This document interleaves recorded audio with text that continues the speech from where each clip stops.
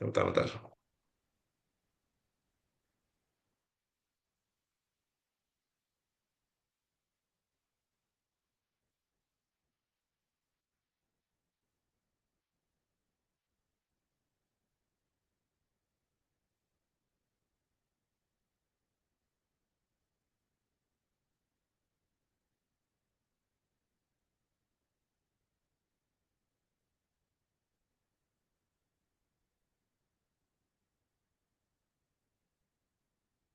Baik, makasih Bang, eh, makasih Bang Viko, em, kemudian juga Teh Nani, juga Bang Ipang, Ustadz Ipang yang sudah tilawah. Semoga memberikan semangat untuk kita untuk kembali ibadah dan berzikir di hari keberapa nih? Ramadan 14 pertama Hijriah. Bismillahirrahmanirrahim. Assalamualaikum warahmatullahi wabarakatuh. Alhamdulillah rabbil alamin. Alhamdulillah wassallallahu wala haula wala quwata illa billah asyhadu an la ilaha illallah wa syarikalah wa asyhadu anna Muhammadan abduhu wa rasuluhu wa la nabiyya ba'da. Alhamdulillah segala nikmat, segala rezeki kita alamatkan kepada Allah Subhanahu wa taala yang telah memberikan kita begitu banyak kenikmatan, begitu banyak keindahan, kebahagiaan, kesyukuran yang kita dapatkan sampai hari ini. Nah, nikmat iman, nikmat Islam, nikmat ukhuwah, nikmat kehidupan. Karena beberapa rekan kita sudah berpindah alam, semoga yang sudah berpindah alam memberikan husnul khotimah, yang sakit diberikan kesembuhan, yang sehat diberikan semangat untuk terus beribadah dan berdakwah dalam ridho Allah SWT. Selamat dan salam tercurahkan pada Nabi dan Rasul kita Muhammad SAW, sama keluarganya, para sahabatnya, segala kaum muslimin dan muslimat yang menyertai beliau, walaupun tidak pernah bertemu dengan Nabi Muhammad, tapi kita kita eh, mengikuti teladannya. Ini yang luar biasa. Kita tidak tinggal sezaman, kita tidak pernah melihat Rasulullah SAW, tidak tinggal sezaman dengan beliau, tidak pernah melihat beliau, tapi kita bisa mengikuti sunnah-sunnahnya, mengikuti perintahnya, meninggalkan larangannya dalam rangka ketaatan pada Allah Subhanahu wa taala. Teman-teman sekalian yang dirahmati Allah Subhanahu wa taala, izin sharing terkait dengan melawan korupsi dan membangun integritas anti korupsi perspektif Islam. Kenapa topik ini saya angkat karena terkait dengan yang belakangan terjadi di negara ini cukup mengerikan ya, bahwa liga korupsi Indonesia semakin parah. Walaupun belum semuanya inkrah, masih ada yang proses peradilan dan masih banyak tersangka yang belum dicokok oleh KPK atau oleh kejaksaan atau oleh kepolisian. Tapi kurang lebih seperti ini, data dari sosial media cukup mengerikan ya. Ya, entah Pertamina, entah Timah, entah BLBI, Duta Palma, TPPI, Asabri, Jiwasraya, Kemensos, Sawit, Garuda, dan sebagainya. Bahkan kemarin terakhir LPEI juga lumayan tinggi angka korupsinya. Ini sangat mengkhawatirkan dan menyedihkan ya. Karena kita negara muslim yang sekarang kedua terbesar sedunia dengan sekitar 240 juta muslim, harusnya memberikan contoh sebagai negara yang bersih, yang minim korupsinya dan menunjukkan nilai-nilai keislaman alias syakhsiatul Islamiyah, kepribadian yang Islami. Kenyataannya malah wajah korupsi kita yang lebih dominan. Wajah korupsi, wajah kemaksiatan, wajah nepotisme, wajah kolusi yang dominan ketimbang wajah eh, apa wajah-wajah kejujurannya atau wajah-wajah anti korupsinya, kesederhanaannya. Malah negara-negara seperti Skandinavia, negara Norwegia, Finlandia, Swedia, Denmark, Iceland, New Zealand lah, dan sebagainya malah menunjukkan sisi-sisi yang mungkin dianggap lebih Islami dalam suatu hal. Bahkan dalam skor Islamicity Index yang dibuat oleh Profesor Amerika turunan Iran, skor indeks Islamicity alias kota-kota yang disebut Islami justru dipegang oleh New Zealand ya, atau Selandia Baru. Padahal rata-rata penduduknya non-Muslim, namun mereka lebih Islami dalam bidang-bidang tertentu. Islam kalau hitungannya bukan ibadah, bukan bukan bukan akidah, Islam dianggap sebagai kebersihan, anti korupsi, keamanan, minimnya kemiskinan, minim pengangguran. Justru yang juaranya adalah negara-negara di Afrika, Eropa Utara, kemudian juga di Saudi dan sebagainya. indeks persepsi korupsi kita pun juga semakin lama semakin menyedihkan ya. Kita memang agak sedikit membaik dari 34 menjadi 37 dalam CPI alias Corruption Perception Index, namun tetap aja angkanya rendah dibandingkan dengan negara-negara di benua Amerika Utara ataupun di Eropa Utara dan sebagainya. Kenapa orang korupsi? Macam-macam ya, ada alasan politik lah, kita nggak bahas lebih lanjut ya, karena politik kita transaksional, politik kita politik dagang sapi. Untuk bisa nyalon jadi kepala daerah, anggota dewan, anggota DPD, seringkali perlu bandar, perlu sponsor tentunya tidak memberikan sesuatu dengan cuma-cuma, alias tidak ada makan siang gratis, there is no free lunch.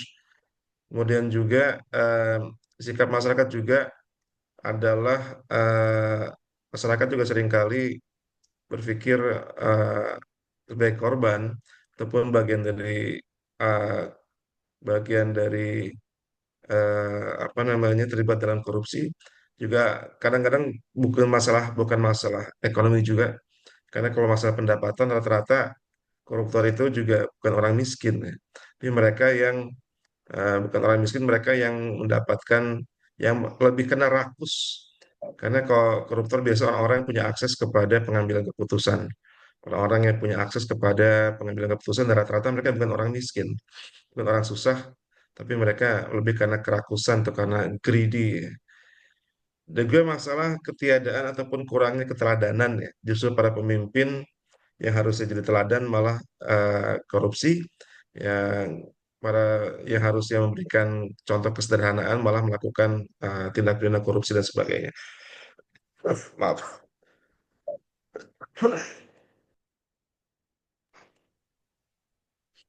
Eh, Contoh tujuh apa namanya tujuh ini kalau kita lihat di Undang-Undang 31 tahun 1999 tentang tipikor, korupsi biasa berbentuk menyebabkan kerugian keuangan negara, gratifikasi, penggelapan dalam jabatan, ada konflik of interest atau benturan kepentingan, kemudian perbuatan curang, pemerasan, suap menyuap dan sebagainya. Sekarang kita lihat kalau dari aspek Islam, A'udzubillahi minasyaitonirrajim, disebutkan dalam surat apa namanya An-Nisa ayat 135. A'udzu billahi minasyaitonir rajim. Ya ayyuhalladzina amanu kunu qawwamina bil qisti syuhada'a lillah walau ala anfusikum awil walidaini wal aqrabin iyakun ghaniyan aw faqiran fallahu awla bihima wala tattabi'ul hawa an ta'dilu wa in tal'u aw tu'ridu fa innallaha kana bima ta'maluna khabir. Ya, maknanya adalah, wahai orang-orang yang beriman, jadilah kamu orang yang benar-benar penegak keadilan, menjadi saksi karena Allah, biarpun terhadap dirimu sendiri, atau ibu bapak dan kaum kerabatmu, jika ia kaya ataupun miskin, maka Allah lebih tahu kemaslahatannya. Maka janganlah kamu mengikuti hawa nafsu karena ingin menyimpang dari kebenaran. Dan jika kamu memutarbalikkan kata-kata atau enggan menjadi saksi, maka sesungguhnya Allah adalah Maha mengetahui apa yang kamu kerjakan. Jadi perintahnya jelas dalam An-Nisa ayat 135. Ya ayyuhalladzina amanu kunu qawwamina bil qisti syuhada'a lillah. Jadilah kita pada penegak keadilan. Qawwamina bil qisti, para penegak keadilan, syuhada'a lillah, dan bersaksi karena Allah. Walau ala anfusikum, walaupun pada diri sendiri, awil walidaini, kepada orang keluarga, wal akrabin, dan kaum kerabat. Karena kadang-kadang adil itu, kadang-kadang kita ke orang lain tegas, tapi ke keluarga sendiri kadang-kadang lemah. Keluarga karena keluarga ke pada kata Rasulullah ya, seandainya Fatimah binti Muhammad mencuri pedang, aku potong tangannya. Karena kan tidak. Seringkali pedang lebih tajam ke bawah, tumpul ke atas. Pedang lebih tajam ke bawah, tapi tumpul ke atas. Barangkali kita bisa mengingat kasus yang ini menarik, ketika gadis miskin penjual susu ya, yang sekarang sedang zaman oplosan. Semua dioplos. Bahkan ada konon ada minyak minyak tanah oplosan, bahkan sekarang bensin oplosan, entah Pertalite, entah Pertamax, apapun namanya. Jadi kita jadi teringat kasus yang disampaikan kisah pada zaman Raifah Umar bin Khattab radhiyallahu anhu. khalifah kedua, bagian dari Khulafaur Rasyidin yang pernah suatu waktu beliau ini suka inspeksi, ya, suka inspeksi di Madinah, inspeksi tentang apa namanya bagaimana kesejahteraan warganya gitu. Mungkin zaman sekarang apa namanya bahasanya apa ya, ya keluyuran ya, ataupun keluar masuk seperti itu. Melihat warganya itu. Suatu waktu beliau mendengar suatu apa namanya ucapan atau suatu percakapan di satu rumah bahwa seorang ibu menyuruh anaknya untuk mencampur air susu dengan air. Ini keduanya adalah penjual susu. Sang ibu dan anak adalah bagian dari penjual susu atau produsen susu yang tapi produsen kecil-kecilan ya. Produsen yang miskin. Ibunya mengatakan pada anaknya, "Nak, campur saja susu itu dengan air." Perintah sang ibu kepada anaknya. Kemudian, "Tidak boleh, Bu," kata sang anak. "Amirul Mukminin melarang kita mencampur susu dengan air." Gadis tersebut menolak permintaan ibunya dengan lembut. Kata ibunya, "Tapi banyak loh penjual yang berbuat curang seperti itu, Nak. Toh Amirul Mukminin tidak melihat apa yang kita perbuat," jawab sang ibu. Ah, dan itu apa namanya betul ya, karena Umar mungkin mendengar, cuma tidak melihat. Umar mendengar dari balik rumah. Berkata sang anak, "Ibu, meskipun Amirul Mukminin tidak melihat kita, tapi Rob Amirul Mukminin pasti memperhatikan kita. Akankah kita taat kepada Amirul Mukminin hanya di depannya, lalu membangkang tak kalah sendirian?" Jawab sang anak dengan mantap. Ini luar biasa, akidah yang luar biasa ditunjukkan oleh sang anak, walaupun dan dia nggak sadar bahwa ucapan mereka didengar oleh Amirul Mukminin atau Umar bin Khattab di luar rumah ya. Tuh, ini mirip seperti ucapan sang penggembala domba yang pernah dites, apakah eh, eh, kenapa nggak kamu ambil satu aja dombanya? Kata si anak adalah si yang pengembala mengatakan, Fa'ainallah, maka di manakah Allah? Fa'ainallah, di mana Allah? Ya, mungkin juragan saya nggak tahu kalau kambingnya berkurang, tapi Allah melihat apa yang saya kerjakan ya. Jadi ini makna tertinggi dari yang disebut dengan muraqabatullah, merasakan adanya pengawasan Allah. Muraqabatullah, merasakan adanya pengawasan Allah SWT, walaupun Allah walaupun kita tidak melihat Allah, Allah melihat kita. Bagian dari muraqabatullah dan juga ma'iyatullah, kebersamaan dengan Allah Subhanahu wa taala. Jadi si gadis ini luar biasa. Dan Umar sangat kagum dengan ucapan dia. Umar menyimak perbincangan ibu dan anak itu. Sebelum pulang, dia meminta Abdullah untuk menandai rumah tersebut. Gitu kembali kepada keluarganya, Umar memanggil putra-putranya. "Adakah di antara kalian yang ingin menikah?" Kata anaknya, "Saya belum beristri, wahai ayah, nikahkanlah aku," jawab Hashim bin Umar. Keesokan harinya Umar berkata kepada Hashim, "Pergilah kamu ke suatu tempat di daerah ini, engkau akan bertemu dengan seorang gadis, temui ibunya. Persuntinglah gadis itu agar menjadi istrimu, semoga Allah memberimu keturunan yang baik darinya." Akhirnya Hashim bin Umar menikah dengan gadis penjual susu itu, lalu menakdirkan pasangan itu dikaruniai anak-anak yang berbudi pekerti luhur. Salah seorang buah hati mereka adalah Laila, yang ketika dewasa dipersunting oleh seorang gubernur yang salah itu Abdul Aziz bin Marwan.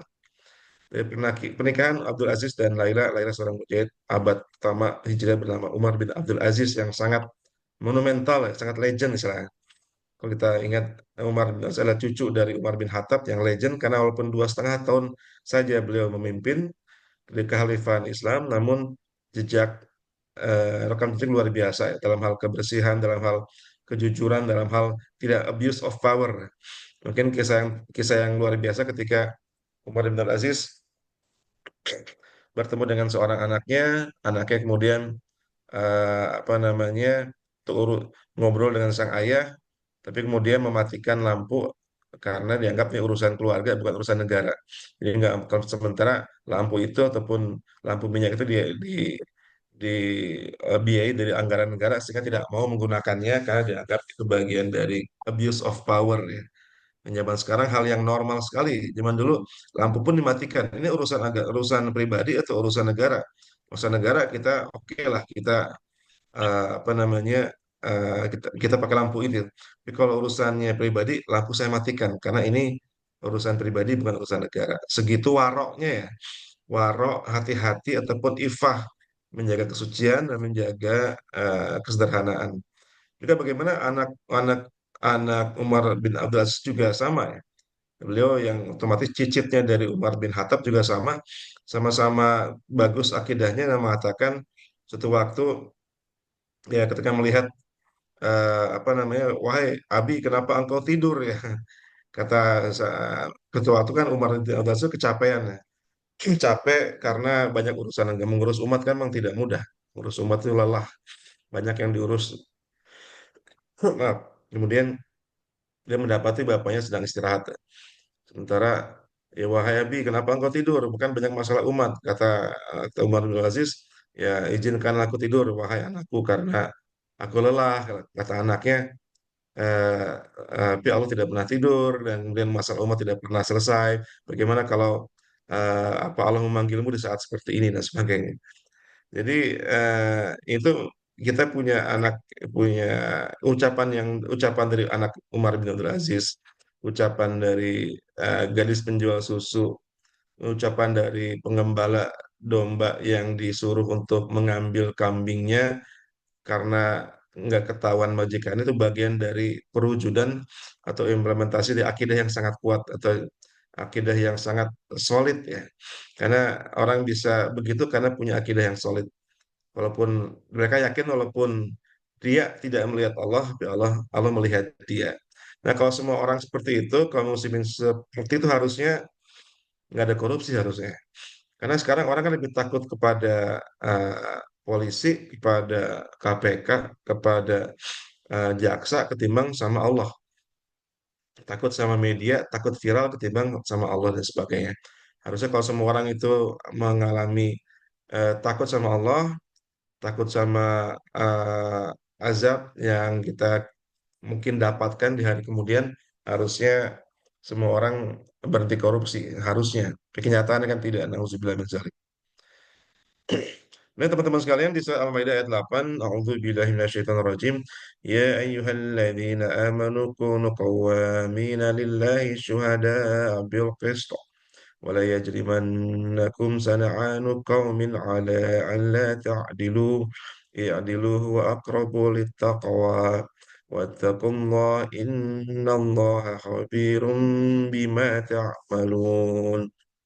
Wahai orang-orang yang beriman, jadilah kamu sebagai penegak keadilan karena Allah ketika menjadi saksi dengan adil, dan janganlah kebencian kamu terhadap suatu kaum mendorong kamu berbuat tidak adil.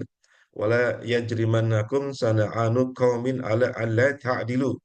Janganlah kebencian kamu kepada suatu kaum membuat kamu berlaku tidak adil. I'dilu. Berbuat adilah, huwa aqrabu taqwa, karena adil itu lebih dekat kepada takwa. Wattaqullah, dan bertakwalah pada Allah. Innallaha khabirum bima ta'malun. Sungguh Allah Maha teliti terhadap apa yang kamu kerjakan. Nah, kemudian juga ada hadis yang menarik ya, tentang keharaman dan yang halal. Sebenarnya kita tahu ya, kita kan tahu ketika menjumpai sesuatu ini halal apa haram sih, atau remang-remang. Kadang-kadang kita yang pura-pura tidak tahu atau pura-pura menggampang-gampangkan, kita mentasahulkan gitu. An Abi Abdullah ibnu Nu'man ibni Bishir radhiyallahu anhu qala sami'tu Rasulullah sallallahu alaihi wasallam yaqul innal halal bayyin wa innal haram bayyin wa bainahuma umuru mustasyabihat wa la ya'lamuhunna katsiran minan nasi wa man ittaqa subuhati faqadis tabro alidini wa irdi ilalah.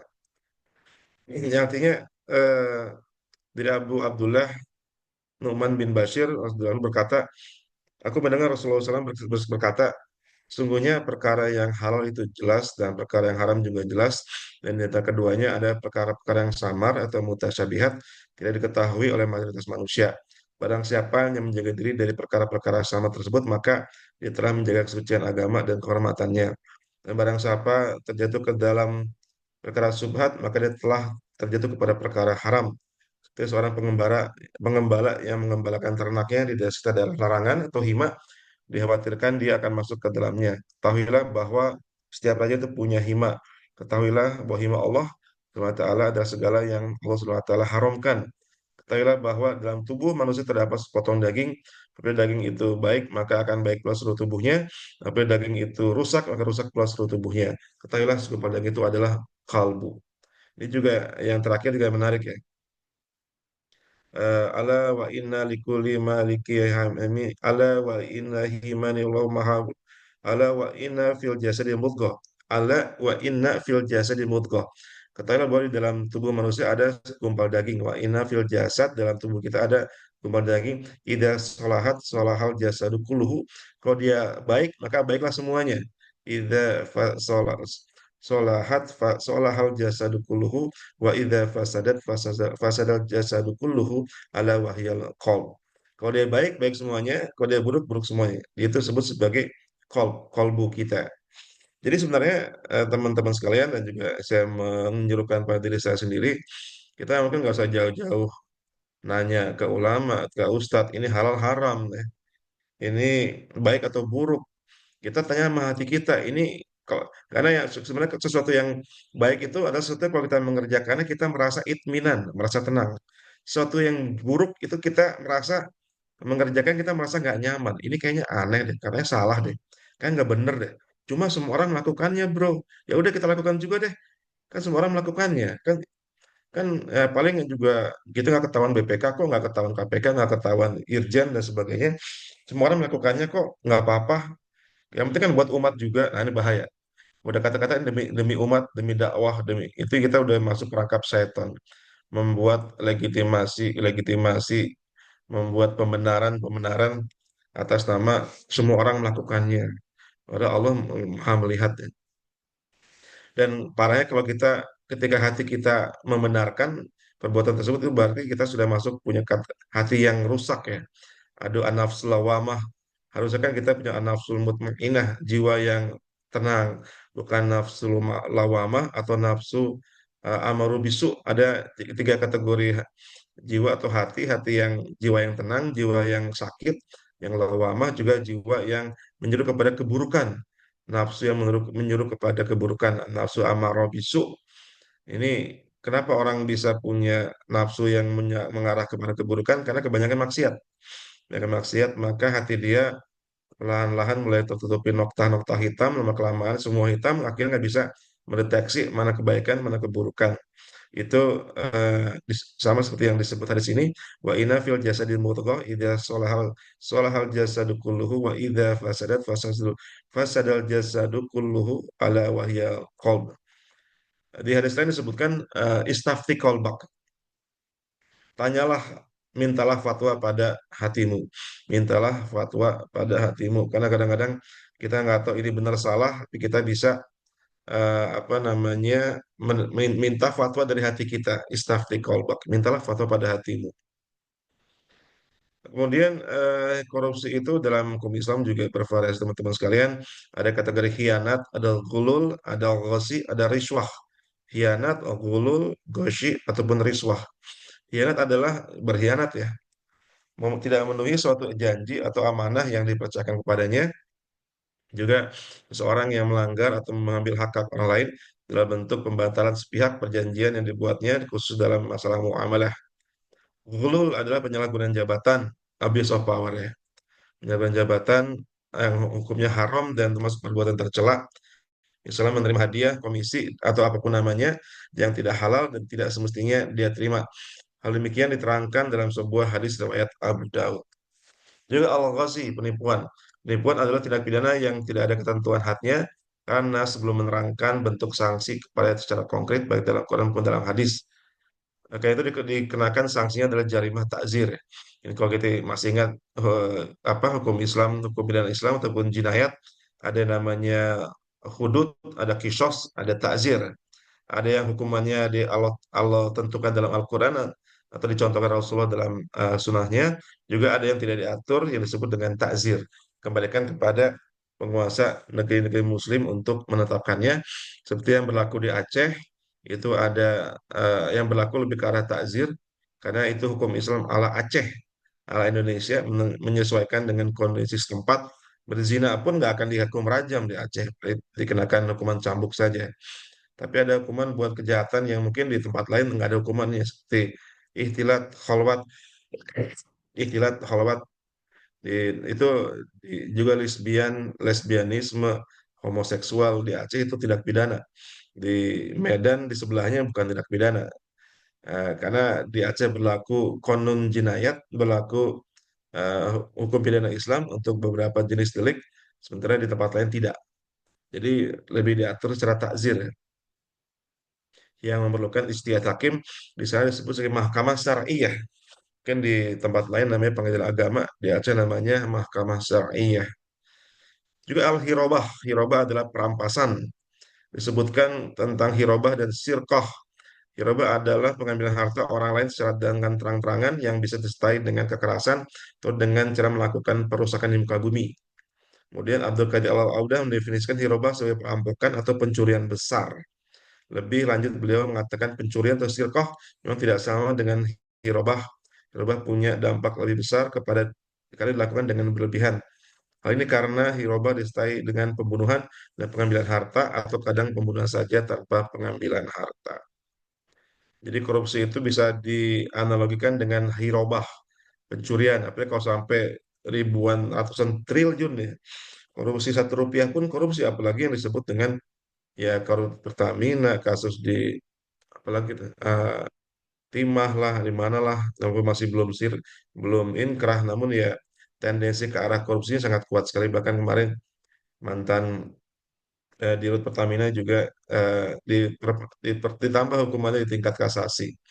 Padahal dia sudah lama tidak menjadi di Rut Pertamina, namun tetap dipidana di tingkat kasasi dengan tambah 8 tahun jadi 13 tahun.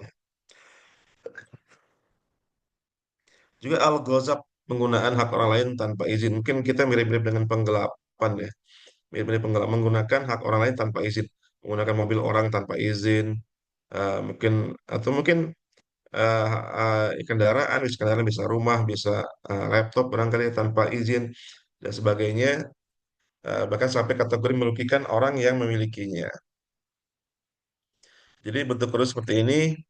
Ghulu adalah wama disebutkan dalam Ali Imran ayat 161 untuk billahi minasyaitonir rajim wa ma kana lin nabiyyin ayyaghulla wa ma yaghullu ya'ti bima ghalla yaumil qiyamati summa tuwaffa kullu nafsin ma kasabat wa hum la yuzlamun. Dan tidaklah mungkin seorang nabi berkhianat dalam urusan harta rampasan perang.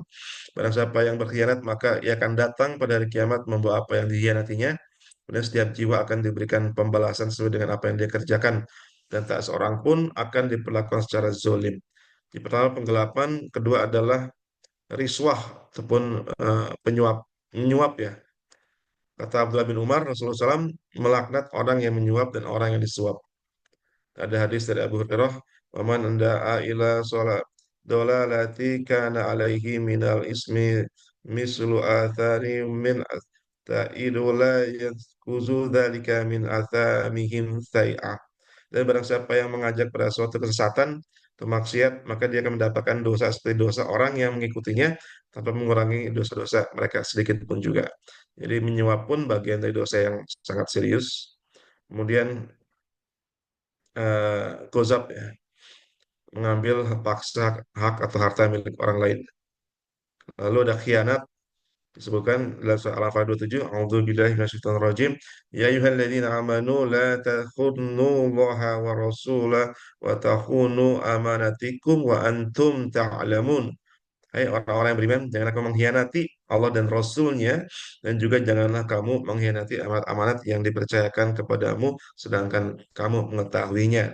Jelas, ya ayyuhalladzina amanu la tahunu, janganlah berkhianat.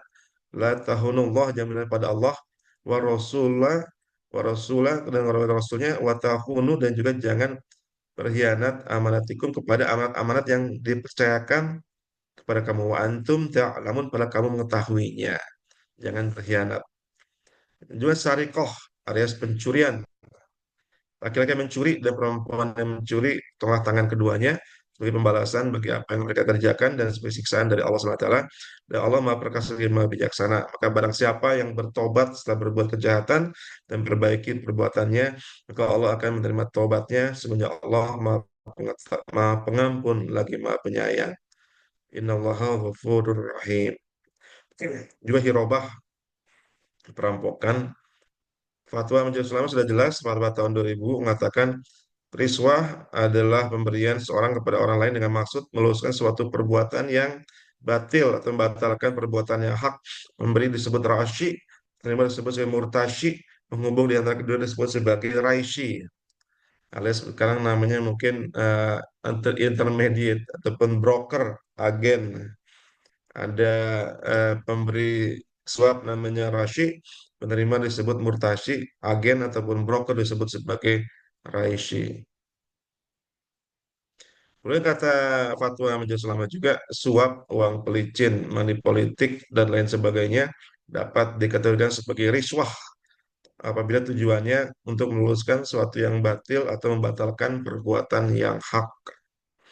Termasuk hadiah, teman-teman ya. Kadang-kadang kita mengalami dilema ya. Saya pun di kampus seringkali ada masa bawa hadiah, terutama yang sedang bimbingan, yang entah disertasi, bimbingan skripsi, bimbingan tesis, ada aja bawa hadiah. Saya bilang nggak perlu ngasih, gitu. Saya juga nggak minta dari kalian pula. Dan saya akan marah kalau berupa uang ya. Karena kalau masih buah-buah, mesti saya tolerir. Kalau uang udah saya tolak pasti, insya Allah. Karena ini kan penghinaan, kita nggak boleh terima eh, apa namanya? Karena tidak ada pemberian tanpa tak pamrih ya. Karena kalau saya bukan pembimbing disertasi mereka nggak akan mau apa-apa. Kalau saya bukan apa namanya, kalau saya bukan pembimbing skripsi, bukan pembimbing tesis, bukan pembimbing disertasi, nggak akan kasih hadiah juga. Jadi semua ada intentionnya, ada tujuannya, ada sama kenapa kita dapat pampers, dapat apa, hampers, dapat hampers, kemudian dapat apa namanya parcel segala macam. Ya karena ya kita punya jabatan atau punya kedudukan yang orang ingin ngasih ke kita. Kalau kita nobody, kita bukan siapa-siapa, ya mungkin orang nggak ngasih juga ya. Kecuali mungkin angkatan 90 yang luar biasa. Karena temennya sakit atau temennya sempat dapat hampers dari teman-teman karena waktu sakit 4 tahun lalu dan 2 tahun lalu ya Alhamdulillah. Itu mungkin bentuk hadiah yang betul seperti itu ya. Dan me- karena tahabu, Golkar satu salinglah poin maka untuk kadang harus sana saling berbagi hadiah supaya saling itu meningkatkan tiga kasih sayang besar di antara kalian. Tahabu, itu ya salinglah beli maka nasi kalian harus dibagi-bagi saling tadi kan iya saling berbagi hadiah supaya semua saling berkasih sayang ya. Itu hadiah yang benar, bukan hadiah yang dalam rangka memuluskan sesuatu. Ini kadang dilematis nih, gimana nih? Ingin terima kasih pada guru, tapi boleh nggak ya? Gitu. Itu mungkin kita tanya pada diri kita masing-masing. Ada yang bilang boleh, ada yang bilang enggak. Ada yang bilang kasih di ujung aja menjelang kalau udah lulus, jangan di awal ketika belum lulus.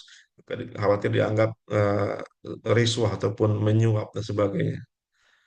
Kemudian sidang Majelis Ulama mengatakan nyata hadiah itu ada beberapa hukumnya ya. Menurut MUI tahun 2000. Jika pernah dilakukan sebelum pejabat atau memegang jabatan, maka hukumannya halal. Jika pemberian hadiah pada pejabat belum pernah dilakukan sebelumnya, jika antara memberi hadiah dan pejabat tidak ada urusan apa-apa, tidak haram. Jika ada antara kedua ada urusan, haram. Jika antara keduanya terdapat urusan tapi tidak bersifat batil, tidak haram bagi pemberi, tapi haram bagi penerima. Jadi eh, apa hukumnya beda-beda. Ada yang halal, ada yang haram, ada yang tidak haram bagi pemberi, tapi haram bagi penerima. Tergantung. Sanksi hukum korupsi dalam hukum pidana Islam menurut fatwa Nahdlatul Ulama pada Musyawarah Munas Alam tahun 2012 disebutkan bahwa hukumannya menerapkan hukuman mati bagi koruptor dalam mubah apabila telah melakukan korupsi berulang kali yang tidak jelas dengan berbagai hukuman atau melakukannya dalam jumlah besar yang dapat membahayakan rakyat banyak menurut PBNU.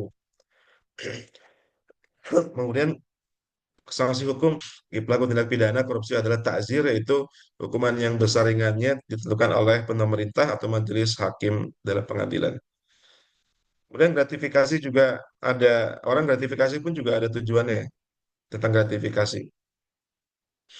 Eh, Dikisahkan bahwa Rasulullah SAW pernah mempekerjakan seorang pria untuk sebuah tugas. Selesai menjalankan tugas, pria tersebut menghadap Nabi Muhammad SAW untuk melaporkan hasil pekerjaannya. Pada Rasulullah, pria tersebut selain melaporkan juga memberi hadiah. Ya Rasulullah, yang ini untuk Anda, sedangkan ini untuk dihadiahkan kepadaku, kata pria tersebut. Rasulullah langsung menegur pria itu. Sebab hadiah itu diberikan terkait posisi pria atau sebagai pejabat. Jika bukan pejabat, hadiah itu tentu tidak diberikan. Rasul pun bersabda, apakah jika Anda duduk-duduk di rumah ibumu atau ayahmu, Anda akan mendapatkan hadiah? Tentu tidak jawabannya. Dia mendapat hadiah karena dia seorang pejabat. Maka dan Rasul menegurnya. Gratifikasi kan diberikan tentu dengan niat untuk memuluskan sesuatu ya. Eh, nah ini kemudian kita kisah Khalifah Umar bin Khattab menolak hadiah. Umar bin Khattab menerima hadiah dari salah seorang gubernurnya di wilayah kekuasaan Islam, ini berupa manisan yang tersimpan dalam wadah. Sebelum hadiah tersebut diterima, dia bertanya kepada pembawanya, apa ini? Terus menjawab, ini adalah manisan buatan penduduk Azerbaijan. Umar pun mencicipi manisan tersebut dan dia mengecap cita rasa yang nikmat pada manisan tadi. Umar kembali bertanya, apakah semua di sana melambangkan manisan itu? Dia menjawab tidak karena ini termasuk yang istimewa. Maka Umar pun menutup rapat wadah itu dan berkata kepada, di mana untamu? Bawalah dan kembalikanlah makanya kepada Utbah bin Farqad. Kemudian sampaikan kepadanya pesan dari Umar, bertakwalah pada Allah dan kenyangkanlah kaum muslimin dengan makanan yang mengenyangkanmu. Di Umar menolak mendapatkan hadiah dari salah seorang gubernur di Azerbaijan karena rakyatnya nggak mendapatkan, dia mendapatkan dianggap ini bagian dari hadiah yang tidak patut diterima oleh Umar bin Khattab. Ini bagian dari sikap warok dan ifah. Sederhana, hati-hati dalam suatu tindakan. Kemudian Umar bin Abdul Aziz, ini cucunya Umar bin Khattab, marah pada istrinya karena hewannya kendaraan pos milik dinas digunakan untuk membelikan madu untuk khalifah. Lalu tempat berisi madu itu dijual Umar dan uang dimasukkan ke dalam Baitul Mal. Jadi mungkin sekarang mirip menggunakan mobil dinas untuk keperluan pribadi ya. Kemarin di Australia ada hal yang menarik ya. Di Australia seorang menteri negara bagian New South Wales itu dikritisi oleh anggota parlemen karena menggunakan mobil dinas dan supir dinas untuk keperluan pribadi hanya selama 12 jam. Dia langsung minta maaf dan oposisi meminta dia diberhentikan sebagai menteri transportasi di New South Wales. Karena hanya gara-gara pakai mobil dinas selama 12 jam itu langsung dipermasalahkan ya. Karena dianggap abuse of power. Di kita mungkin biasa, pakai supir kantor, mobil kantor, urusan pribadi, itu di kita biasa sekali. Di negara Australia yang notabene kebanyakan non-muslim juga mereka nilai-nilai Islami malah muncul yang tidak jarang jarang muncul di negara-negara berproduk muslim ya. Kemudian Umar bin Khattab memohon diberi pinjaman 400 dirham dari Abdurrahman bin Auf suatu waktu. Abdurrahman mengatakan, mengapa engkau meminjam dari saya? Bukankah kunci Baitul Mal ada di kantongmu? Apakah engkau tidak bisa meminjam dari sana dan nanti mengembalikannya lagi? Kata Umar, aku tidak mau meminjam dari Baitul Mal karena aku takut takdirku tiba, maut menjemputku dan lalu kau dan kaum muslimin menuntut aku telah memakai uang tersebut. Jika hal itu terjadi, kebaikanku tentu akan dikurangi di hari kiamat. Sedangkan kalau aku pinjam darimu, kalau aku meninggal dunia, maka engkau dapat menagih kepada ahli warisku. Ini jadi takut makan uang negara. Oke, kemudian ini ada urus An-Nisa 58. Innallaha ya'murukum an tu'addul amanati ila ahliha wa idza hakamtum bainan nasi an tahkumul bil adl. Innallaha bi imami ya'izukum bih. Innallaha kana sami'an basyira. Sebenarnya Allah menyuruh kamu menyampaikan amanat kepada yang berhak menerimanya dan menyuruh kamu apabila menetapkan hukum di antara manusia supaya kamu menetapkan dengan adil. Innallaha kana sami'an basira. Kemudian innallaha bi imami ya'izukum bih. Kemudian hakamtum bainan nasi ayantah kumul bil adl. Sebenarnya Allah menyuruh kamu menyampaikan amanat pada yang berhak menerimanya dan menyuruh kamu apabila menetapkan hukum di antara manusia supaya menetapkan dengan adil. An-Nisa ayat 58. Kemudian ya ini yang terakhir ya saya mungkin menyampaikan beberapa ini pernah saya sampaikan pada kesempatan pengajian-pengajian sebelumnya. Jadi mungkin kunci kita harus menjaga sifat zuhud, ifah dan waro. Dan juga tawadu. Tawadu alias rendah hati, tidak flexing, zuhud tidak berlebihan, ifah menjaga kesucian dan waro sikap menjaga kehati-hatian bersama di bulan Ramadan ini. Zuhud, ifah dan waro, jangan flexing seperti ini ya. Terkait kasusnya siapa Gubernur Kapolda Kalimantan Selatan dan sebagainya. eh, ada satu hadis mengatakan dari Sahal bin Sa'ad As-Sa'idi radhiyallahu anhu mengatakan ada seorang datang kepada Rasulullah SAW berkata, "Wahai Rasul, tunjukkan padaku suatu amal yang apabila aku lakukan Allah mencintaiku dan manusiaku juga mencintaiku." Beliau menjawab, "Zuhudlah di dunia maka Allah akan mencintaimu. Begitu pula zuhudlah dari apa yang ada di tangan manusia maka manusia akan mencintaimu." Maka zuhudlah maka Allah dan manusia akan mencintaimu. Kemudian meninggalkan yang melalaikan. Waro adalah meninggalkan perkara haram dan subhat. Itu asalnya para ulama seringkali memasukkan waro dalam dalam hal meninggalkan perkara subhat dan meninggalkan perkara mubah yang berlebihan, juga meninggalkan perkara yang masih sama hukumnya. Jadi waro artinya meninggalkan perkara haram ataupun subhat. Jadi walaupun dia mungkin tidak jelas haramnya atau halalnya, namun karena ini subhat maka kita meninggalkannya. Itu lebih baik ketimbang kita mengambil hukum walaupun padahal kita tidak punya kemampuan buat sebagai hakim atau sebagai pemutus ya. Waro itu ada keutamaannya. Keutamaan menuntut ilmu adalah lebih dari keutamaan banyak ibadah dan sebaik-baik agama kalian adalah sifat waro. Disebutkan keutamaan menuntut ilmu adalah lebih dari keutamaan banyak ibadah dan sebaik-baik agama kalian adalah sifat waro. Hadis riwayat At-Tabrani dalam Al-Awsat, Al-Bazzar dan sanad yang hasan. Jadi riwayat ini disebutkan sebagai sahih lil ghairihi. Maka jadilah orang-orang yang waro. Wahai Abu Hurairah, kata Rasulullah, jadilah orang yang warok, maka engkau menjadi sebaik-baik al-ibadah. Jadilah orang yang qanaah, selalu merasa cukup dengan pemberian Allah, maka engkau akan menjadi orang yang benar-benar bersyukur. Sukailah sesuatu pada manusia seperti yang engkau suka jika dia ada pada dirimu sendiri, maka engkau akan menjadi musim yang mukmin yang baik. Berbuat baik kepada tanggamu, maka engkau akan menjadi musuh sejati. Kurangilah banyak tertawa, karena banyak tertawa akan mematikan hati. Hadis riwayat Ibnu Majah dan sebagainya. Jadi waro, konaah, bersyukur, berbuat baik pada tangga, mengurangi tawa, bagian hadis yang disampaikan Nabi tadi. Juga meninggalkan hal-hal tidak bermanfaat ya. Kadang-kadang kita eh, banyak membuat ketidakmanfaatan dalam hidup kita ya. Pada kata Rasulullah, di antara tanda kebaikan Islam, seorang yaitu meninggalkan hal-hal yang tidak bermanfaat. Baik dalam hal perkataan, pandangan, mendengar, anarkis, berjalan, berpikir, aktivitas lain yang lahir maupun batin yang tidak ada manfaat sedikit pun juga. Juga meninggalkan perkara yang mubah yang berlebihan. Menurut Madarijus Shalikin disebutkan, menurut Ibn bin Adam, waro adalah meninggalkan setiap perkara subhat atau yang masih samar, termasuk pula meninggalkan hal yang tidak bermanfaat untukmu. Yang dimaksud adalah meninggalkan perkara mubah yang berlebihan. Kemudian itu barangkali ya. Terakhir zuhud. Zuhud itu apa namanya? Zuhud pada syirik adalah wajib, zuhud pada maksiat sifatnya wajib, zuhud pada yang halal sifatnya sunnah. Artinya kita jangan juga tampil so susah gitu, so miskin, apalagi kita mampu.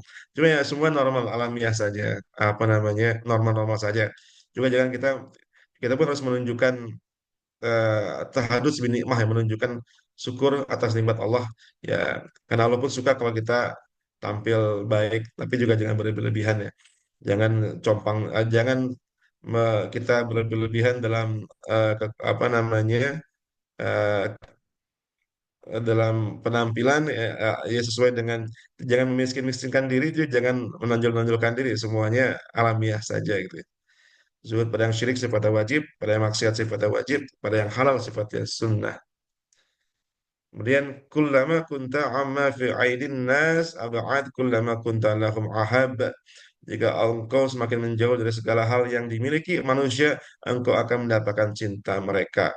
Jika engkau semakin menjauh dari segala yang dimiliki manusia, engkau akan mendapatkan cinta mereka. Terakhir adalah ifah. Ifah adalah bentuk masdar dari afa ya ifah yang berarti menjauhkan diri dari hal yang tidak baik.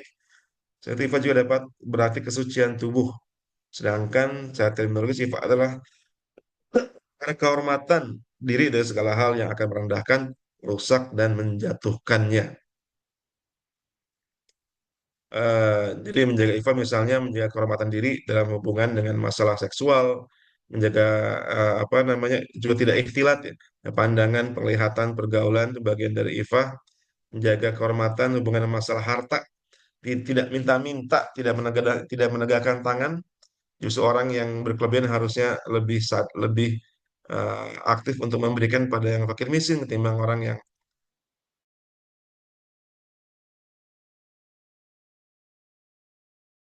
bantuan karena sikap ifah mereka. Mereka perlu, mereka ingin, mereka butuh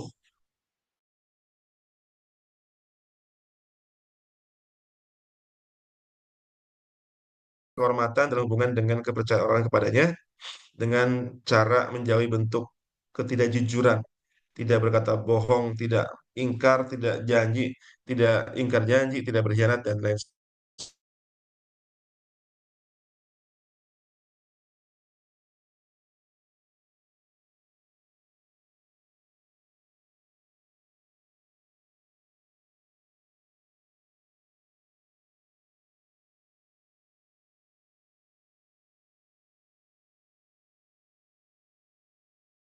Naik sepeda, masih ngajar di sekolah seminggu sekali, 14 tahun jadi Perdana Menteri di Belanda. Kasus Menteri Perdana Perempuan naik sepeda sendiri ke rumah sakit buat melahirkan. Ini Perdana Menteri Selandia Baru. Politisi di Swedia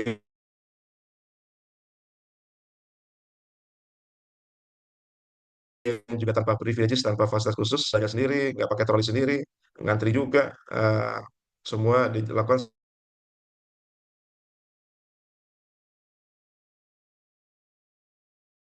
supir tanpa asisten, tanpa ajudan, gaji pun kebanyakan, maaf ya, untuk dalam rangka mencari pekerjaan dan mencari proyek-proyek tambahan, akhirnya mengorbankan eh, harga diri dan juga harta orang lain.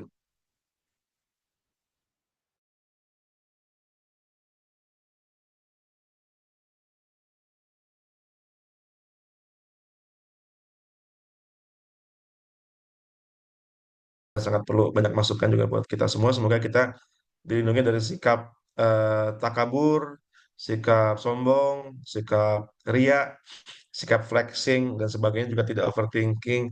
Bisa selalu Allah dekatkan kepadanya,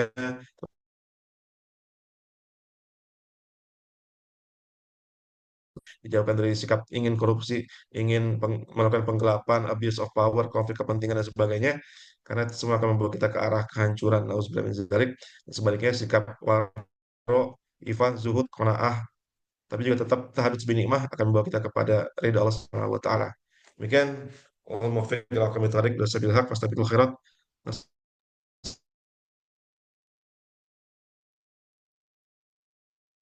Assalamualaikum warahmatullahi Oke, wabarakatuh. Keren, keren, keren. Pak Prof, makasih banyak Pak Prof. Kita jadi banyak belajar nih. Sebelumnya mungkin ingin ingin menyapa teman-teman, ada Mbak Nungki dari New Zealand. Puasa di sana gimana Nungki? Buka jam berapa? Assalamualaikum, Bang Viko, Ya, Nungki. abang-abang dan mbak-mbak, teman-teman semua. Eh, eh, puasa sekarang kan sudah di musim gugur ya, baru baru seminggu pertama di musim gugur ya, kurang lebih puasanya di awal Ramadan 14 jam. Jadi tadi sih subuhnya 5.38, 06 untuk di kota saya. Mantap, Jadi Banyak berapa? 14 jam lah ya. mantap. Barakallah ya, 14 jam, Nungki. 14 jam 40 menit. Ya, di mana? Auckland. Saya di Christchurch, Nungki yang dekat sehat ya. Christchurch. Oke, ada Mbak Hmm? Nina juga, Hmm? Amina yang sehat ya. Oke, Eh, mungkin mau dibuka sesi pertanyaan, tapi boleh nggak Pak Heru, saya sedikit bukannya mau korupsi, tapi memanfaatkan fasilitas sebagai sebagai MC gitu loh ya. Jangan dibilang ini ya apa memanfaatkan fasilitas. Oke, tadi kan kita dijelasin tuh ada An-Nisa 135 dan Al-Maidah 8. Ada dua persamaan itu adalah jadilah kamu sebagai penegak keadilan. Oke, nah kita implementasi di di keadaan Indonesia saat ini yang rasanya kok makin hari makin fantastis angka angka korupsinya. Kalau kita ingat dulu zamannya siapa? Edi Tanzil tuh berapa? 1 miliar atau berapa miliar? Sekarang udah kayaknya satu Iya. miliar cuman dakinya aja kali atau cuman receh-receh aja gitu loh. Nah, dari situ apa ya? Pertanyaannya adalah apa nanti kita ditanya nggak tuh ya? Artinya kita sejauh mana tanggung jawab kita dengan kapasitas kita sebagai bukan penegak hukum walaupun sarjana hukum gitu ya, dalam melaksanakan perintah di Anisa 135 dan Al-Maidah 8 sebagai penegak keadilan. Gitu, Prof. Prof mau dijawab dulu atau tunggu dua pertanyaan lagi yang lain, Prof? Ya, betul nih, nggak lupa. Ya, Ya, makasih Ustadz Viko atas Jawab dulu. pertanyaannya. Saya kira Ustadz Viko juga sudah tahu jawabannya. Bahwa tentunya kita tidak boleh tinggal diam jika melihat suatu kemaksiatan, tapi kita juga harus melihat siapa kita dan apa posisi kita gitu. Jadi kalau kita, tapi kan jelas sudah jelas hadisnya kalau kita melihat suatu kebatilan, kemaksiatan maka kita harus menghentikannya dengan tangan bil yadin atau bil lisan, kemudian kedua bil lisan, ketiga dengan atau dengan selemah atau dengan hati selemah-lamanya itu, selemah-lamanya iman ya.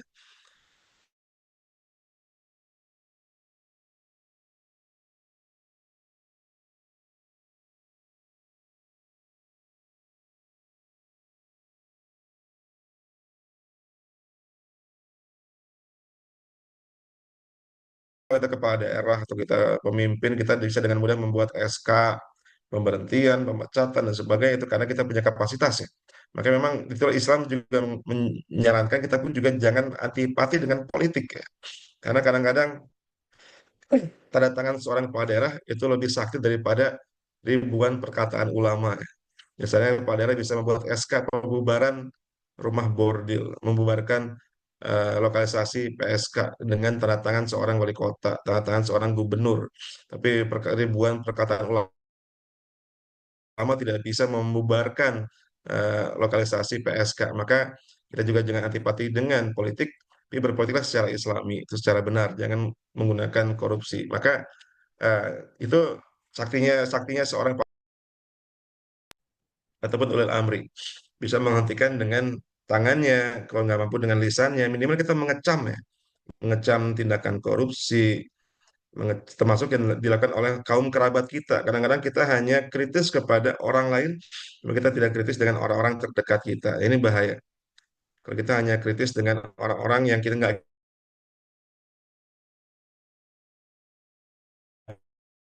circle kita, karena kita merasa kita kecipratan juga, nauzubillah min dzalik. Orang biasa kalau kecipratan, kalau mendapatkan bagian dari korupsi, dia pun akan terdiam. Makanya supaya kita bebas bicara, bebas ngomong, bebas bertindak, tidak ada eh, apa nggak ada pakewuh segala. Kita jangan pernah terlibat dalam circle korupsi. Kalau terlibat kita nggak bisa ngomong juga, nggak bisa ngomong lantang karena kita bagian dari circle atau kita menikmati dana haram tersebut ya. Nauzubillah. Yang kedua dengan lisan, kemudian ya mahal dengan hati. Baru setelah itu kita itu bentuk kontribusi kita ataupun bentuk pertanggungjawaban kita di hadapan Allah Subhanahu wa taala. Kalau kita mendiamkan saja, kita nggak protes, kita nggak marah, kita tidak sedih, kita tidak ikut dalam aksi-aksi untuk anti korupsi, saya kira insya Allah kita akan diminta pertanggungjawabannya. Baik kalau kita, apalagi kita seorang sarjana hukum lulusan UI pula gitu ya. Kita tahu ini salah, kita tahu ini nggak benar, kita tahu tahu ini menyimpang, kita malah mentoleransi bahkan memberikan justifikasi, ada yang memberikan legitimasi, memberikan pembenaran. Tadi yang mengatakan ini kan semua orang melakukannya, semua orang juga begini. Ini praktek yang sudah berlangsung sedemikian lama. Ini bagian dari dakwah juga loh, bagian dari politik loh, bagian dari untuk umat juga loh, uangnya bukan untuk siapa-siapa. Kalau kita nggak ngambil, yang ngambil yang lain, dengan kita ambil aja supaya kita bermanfaat buat umat. Kalau itu uang korupsi. Jadi kadang-kadang bahaya korupsi karena diberikan pembenaran seperti itu, diberikan justifikasi, ini boleh, ini memang salah, cuma boleh. Nah itu udah mulai ada istilah white lie, bohong putih apa tuh white lie? Ya, padahal hadisnya jelas ya. Ya, yang haram itu bayin, yang halal juga bayin. Di antara kedua ada disebut mutasyabihat yang samar-samar. Nah, kalau kita nggak yakin ini halal haramnya, ya tinggalkan saja. jangan malah menceburinya dengan harapan menjustifikasi jadi haram, jadi halal karena semua orang melakukannya. Ini yang bahaya. Demikian, Ustaz Ya, makasih Ito, Prof. atur Jadi, nuhun. jadi berisik di sosial media termasuk salah satu bagian dari itu ya, Prof. Kurang lebih ya. Gimana, gimana, Bang? Berisik di sosial media itu termasuk salah satu Ya, bagian dari iya, eh, berisik. Tapi berisiknya berisik yang ini ya, yang harus strategis juga. oke, siap. Yang berisiknya kita orang hukum kita tahu mana berisik yang kategorinya benar, mana berisik yang mungkin malah kita di kickback dengan alasan undang-undang ITE lagi. Siap, Jadi siap, berisiknya berisik yang memang pakai siap, data, berisiknya pakai evidence base. Kita berdasarkan bukti, bukan asal ngomong ya.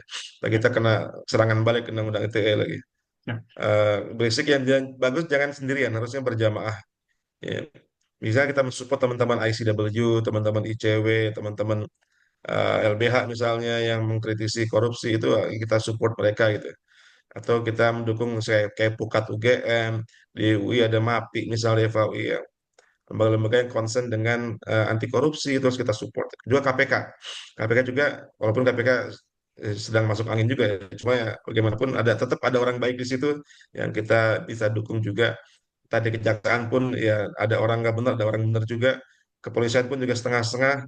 Ada yang masuk angin, ada yang enggak. Ya kita dukung orang-orang ya saja supaya mereka tetap semangat memberantas korupsi walaupun mungkin atasannya atau bosnya pun juga kecipratan dana korupsi. Nauzubillah min dzalik. Eh, Makasih Bang, Prof. Sebelumnya mau nyapa Onil. Nil lagi di Thailand atau lagi di Republik Rakyat Cibubur Merdeka, Nil? Eh, Ada lagi rakyat Cibubur Merdeka. Iya. Oke, Assalamualaikum.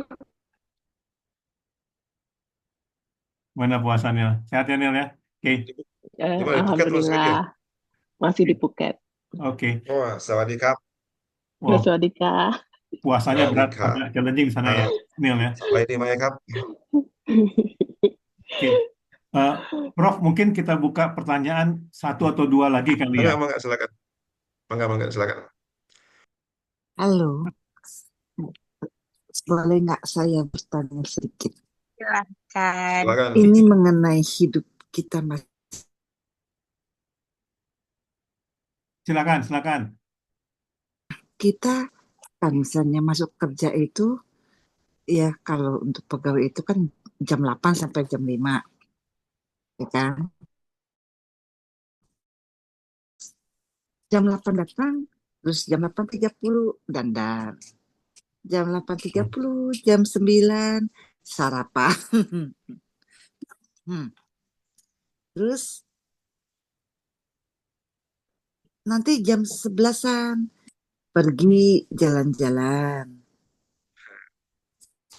Terus jam 3-an persiapan pulang. Jadi saya bilang gini, pekerjaan yang paling enak itu adalah PNS. Emang. Nah, itu korupsi itu kita nggak perlu, kadang-kadang saya bilang gini, nggak perlu terlalu, oh kita gini-gini, tapi dari diri kita sendiri, ya kan? Dari diri kita sendiri itu sudah akarnya korupsi. Akarnya korupsi itu dari diri kita sendiri. Nah, Pak Profesor, sebelum kita mengenai yang pemerintah yang gede-gede gitu, ada nggak kita kepikir untuk transformasi untuk diri kita sendiri? Di mana ayat-ayatnya gitu? Selain um, Al-Maidah 8 itu. Nah, terus kadang-kadang di dalam institusi pekerjaan kita sering sekali itu namanya uang tip, uang tip. Jadi mau stempel uang tip, mau ngantar dokumen uang tip, eh, ini uang tip. Nah, uang tip ini termasuk korupsi atau tidak? Terus yang ketiga, kadang-kadang kita ada namanya uang dengar.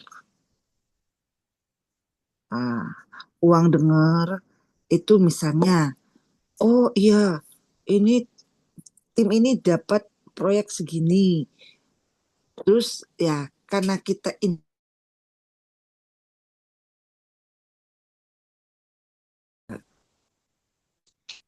nah jadi harus ditegaskan. Jadi kadang-kadang memang banyak kita temukan tuh orang itu hidupnya low profile banget. Nah, tapi kita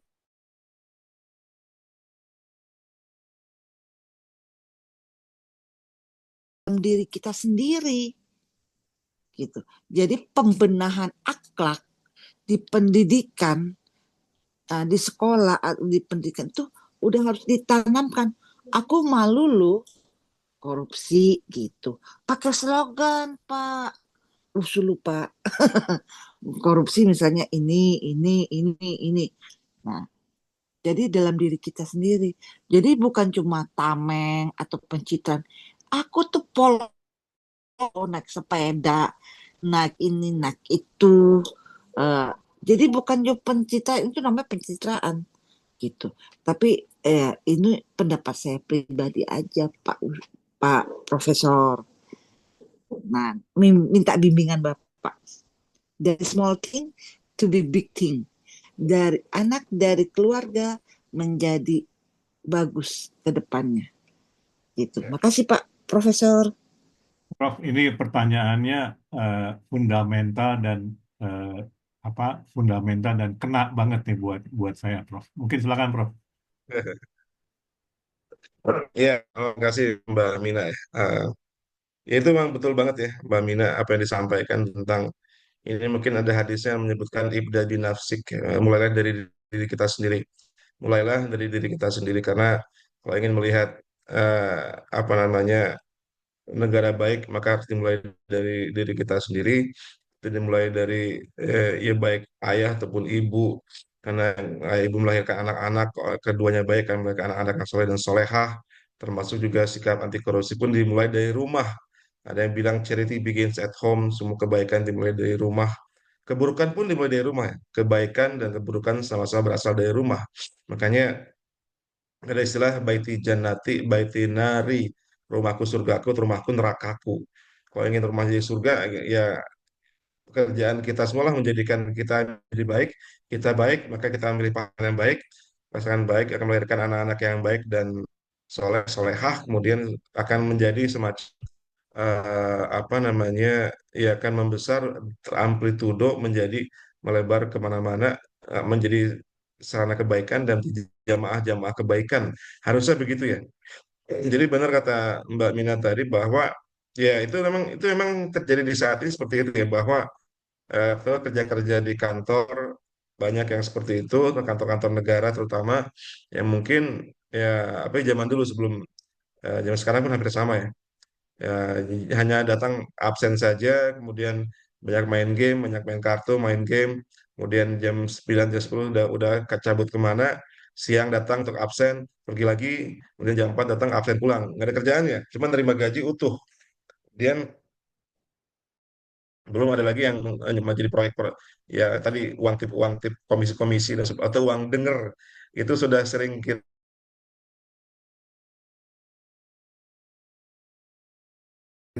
itu praktek yang mungkin sangat di kementerian dalam terutama masalah perizinan, mengurus dokumen, ataupun yang paling sulit kita bikin SIM, bikin paspor. Ini sebagian besar mungkin kita lewat jalur belakang ya.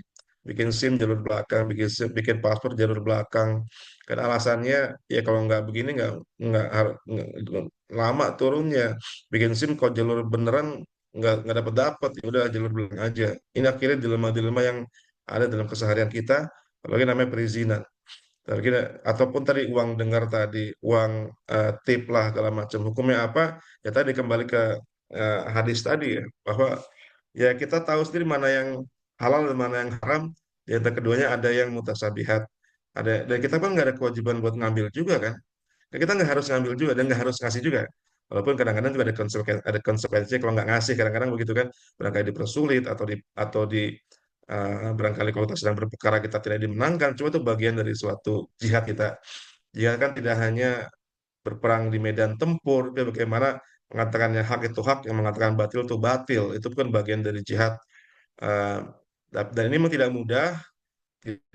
Apalagi kalau kita membela klien kita, kita punya customer, punya klien, kita punya nasabah yang harus kita bela, kita dukung. Tapi ternyata eh, pihak lain meminta tip, meminta uang koordinasi, apalah namanya.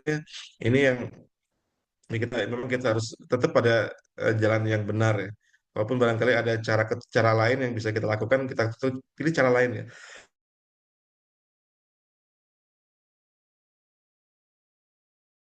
Untuk di pengadilan 20 tahun lalu, hakim minta sesuatu, saya kasih sih, tapi saya kasih kurang.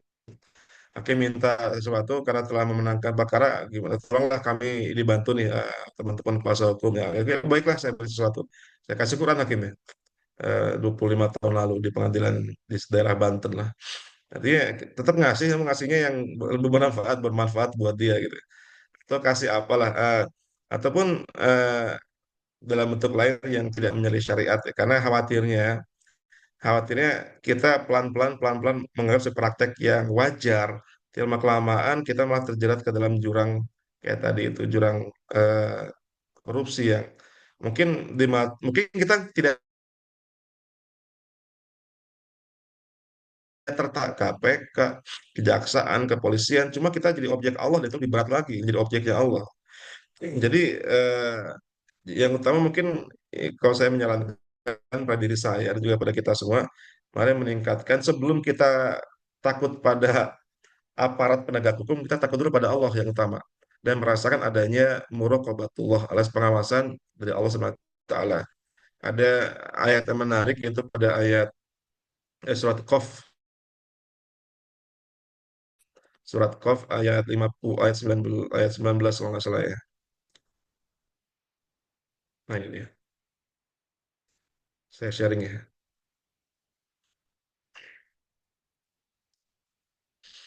Ini ayat surat Qaf ayat 16. ah, Walaqad khalaqnal insana wa na'lamu ma tuwaswisu bihi nafsu wa nahnu aqrabu ilaihi min hablil warid. Sungguh kami benar-benar telah menciptakan manusia dan mengetahui apa yang dibisikkan oleh dirinya. Kami lebih dekat kepadanya daripada urat lehernya sendiri. Disebutkan wa nahnu aqrabu ilaihi min hablil warid. Jadi Allah tuh lebih dekat kepada kita bahkan dari urat leher kita sendiri. Artinya kita nggak mungkin bisa lepas dari pengawasan Allah. Mungkin kita lepas dari pengawasan KPK, mungkin lepas dari kontrol kepolisian, lepas dari kontrol kejaksaan, lepas dari kontrol Irjen dan sebagainya, tapi kita nggak mungkin lepas dari kontrol Allah. Disebutkan kemudian ya talaqal muttaqiyani anil yamini wa anis shima'il qa'id. Ya, ketika dua malaikat mencatat perbuatan, yang satu duduk di sebelah kanan, yang lain duduk di sebelah kiri. Jadi di samping Allah juga ada malaikat yang mencatat kita 24 jam, 724, 7 days a week, 24 hours a day, dan 365 days a year, segala macam kontrol kita di mana-mana. Bahkan ma yalfizu min qaulin illa ladaihi raqibun atid. Tidak suatu ucapan pun kata yang terucap melainkan ada di sisinya malaikat pengawas yang selalu siap mencatat. Kemudian waja'at sakratul mauti bil haqq dzalika ma kunta minhu tahid. Juga datanglah sakratul maut dengan sebenar-benarnya, itulah yang dahulu hendak engkau hindari dan sebagainya. Jadi pesan moralnya adalah mari takut sama Allah,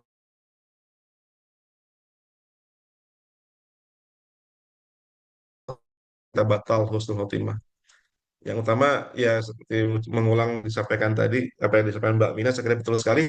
Mulai dari diri kita sendiri, sebelum kita ikut hukum negara, ikut hukum internasional, ataupun hukum lokal, hukum adat, kita takut pada Allah dulu, itu yang utama dan pertama, dan dimulai dari diri sendiri. Karena charity begins at home, kebaikan, kedermawanan itu dimulai dari rumah. Kesehatan pun dimulai dari rumah juga, sama-sama dari rumah. Jadi perbaiki diri, perbaiki pasangan, saling berbaiki, saling muhasabah, mutabaah, memperbaiki anak-anak yang dilahirkan ataupun orang tua, keluarga samping atas, kiri, yang bawah dan sebagainya. Kemudian masyarakat setempat sampai akhirnya seluruh negara sampai dunia bersama-sama di jamaah kebaikan. Sekali lagi ibda binafsik, mulailah dari diri kita sendiri. Demikian, Mbak Mina. Prof, Terima kasih. ya, Sami-sami. mudah-mudahan menjawab ya, Ya, Mbak Mina. Prof, ini kita bisa izin, 3 izin. pertanyaan, cuman saya nggak tahu masih ada pertanyaan ketiga nggak. Kalau ada, Itu Izin, kita izin, izin. tum mau ini Nah, izin, memberikan izin. penjelasan. Izin. Bukan penjelasan. Mau curhat aja. Cicu. Jadi, apa namanya, Eh, kayaknya FM. enggak, lagi ikut ke Wancu tuh kayaknya tuh. Tahu Hah? aja lu, tahuan. Tidak ikut Wancu dia kayaknya ini lagi berjalan bersama sama Wancu. waduh, Enggak, Siap. jadi kalau yang gue lihat sih kayaknya sekarang ini di beberapa instansi ya, departemen utama di Pemda. Sekarang yang gue dari KAI gitu. Kayaknya sih udah mulai agak eh, ini pengalaman waktu kemarin ngurus kematian bokap itu, dari mulai bikin surat kematian, terus kemudian akta kematian, terus apa kedua capil sampai sampai terakhir kemarin ngurus apa surat keterangan waris itu asli plek bener-bener, gue nggak keluar duit sepeser pun gitu ya, nggak cuma bolak-balik pun nggak terlalu bolak-balik, jadi mereka sekarang tuh sangat helpful gitu ya. Jadi beda banget sama dulu lah, dari mulai RT RW itu sama sekali nggak ada kutipan-kutipan apapun gitu, baik yang tersurat maupun tersirat gitu, nggak ada, memang nggak ada. Jadi murni banget. Jadi dan bahkan mereka pun begitu begitu helpfulnya, jadi udah selesai Pak, 1 hari 2 hari selesai, mereka yang ngontak, yang nelfon, Pak ini sudah jadi, bisa ambil, terus kemudian ini nanti dari sini ke sini ya gitu, nanti ke sini ke sini ke sini.